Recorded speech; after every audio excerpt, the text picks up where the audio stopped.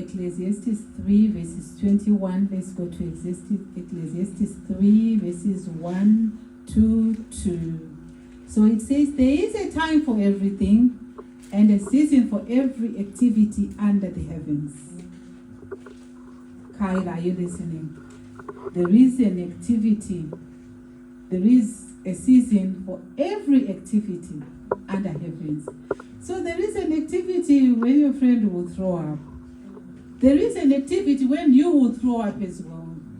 There is an activity where you realize that they can't breathe and you are around them. There is an activity when you will see yourself, you can't also breathe. There is an activity where you will see that now you don't want to be on earth, because your soul will tell you from what you are feeling. Because I've heard Father Abs preaching here, telling me that it came a time when I thought I shouldn't fight God. With the way that I'm feeling right now, I just need to say, yes, God, I am ready to go.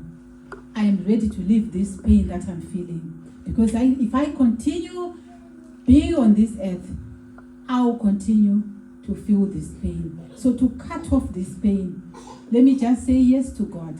So there are occasions, Kyla, when you also start feeling, I need to say yes to God. I do not need to keep fighting. I don't need to be under the table. I need to come out and help this person.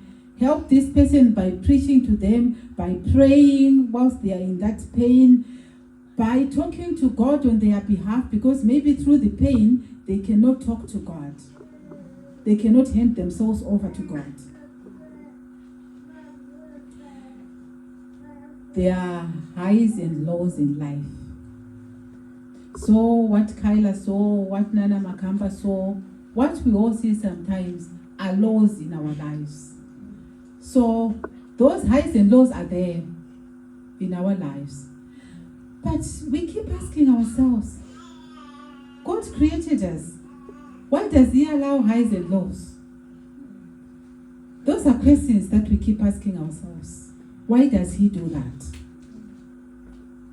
Yes, God allows those highs. He allows lows as well. But one thing that He doesn't do is to leave us alone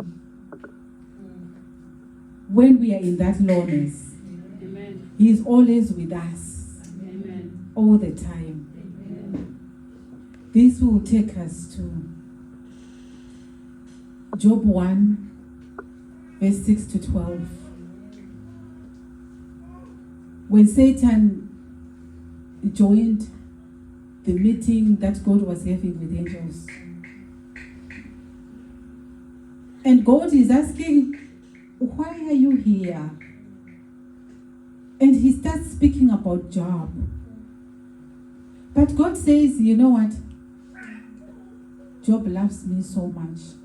But Job says, no, it's because he's got everything. God says, go and take everything of his. Go and do anything you want, but don't take his soul, because it's mine.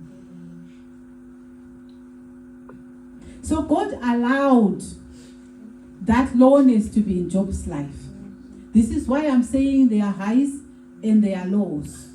But God allows those lows to be part of us. We have Genesis 37, verse 50.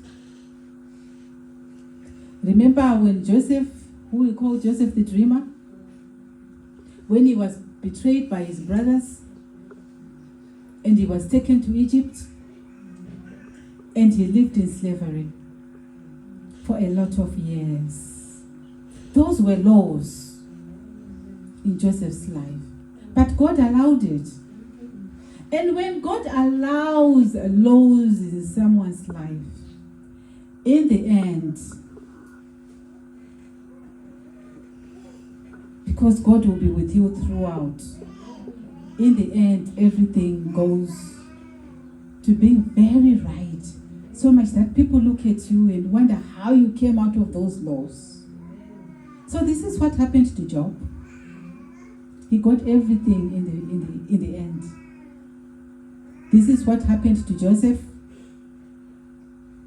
So Joseph says to his brothers, when they had now followed him after years, they followed him because now there was hunger where they were. So the only place to go was Egypt. And then Joseph was now a governor. He had all the food. He had everything. And then Joseph is saying in Genesis 50, verse 20, he says, you intended to harm me, but God intended it for good to accomplish what is now being done, the saving of many lives. And the many lives were the same people who had betrayed him, were the same people who had sold him to Egypt.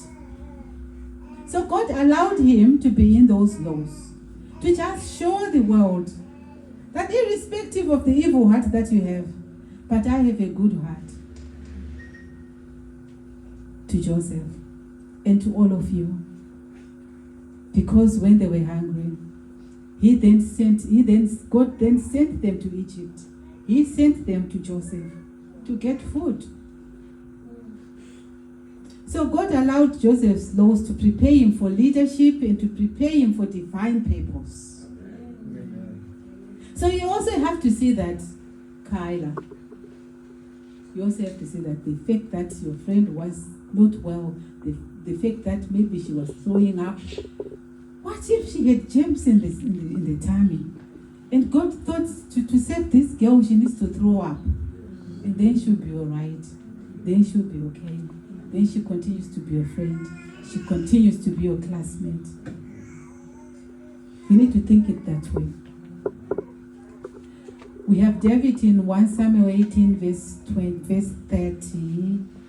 David was anointed to be king, yet he spent years fleeing from Saul, hiding in caves and living in constant danger. That was his journey of the soul. Always hiding in caves, always living in constant danger. Psalms 34:19 says, the righteous person may have many troubles. He had many troubles. He spent years fleeing from Saul, hiding in caves.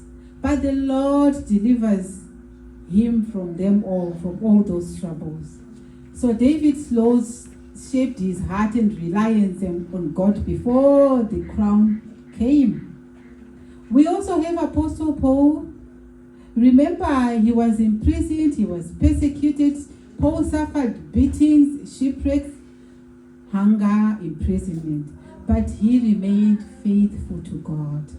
So we hear him saying, but he said to me, my grace is sufficient for you, for my power is made perfect in weakness. This is now Paul. He remained faithful to God. So Paul's laws revealed God's strength through human weakness. I have a good example that I really loved. We have Jesus himself, Kyla. We had Jesus in Matthew 26 to 27 in the Garden of Gethsemane and on the cross as well. So Jesus himself experienced deep anguish, betrayal, suffering, and death, all under God's will for the salvation of mankind. Isaiah 53 verse 10 says, yet it was the Lord's will to crush him and cause him to suffer. So even Jesus went through deep valleys. He also was in that lowness. He went through deep valleys. But God's purpose was eternal redemption for the whole world, for us all. So what is the message now? God allows laws not to destroy us, but to shape us. It's just to shape us all. Whether it's Job's illness and losing everything in his life, whether it's Joseph's prison, he went to prison when he was a slave, whether it's David hiding in caves, whether it's Paul being put on chains, being put to prison, or whether it's Jesus on the cross, each painful moment can lead to a greater glory and testimony. God never leaves us alone. He's always with us.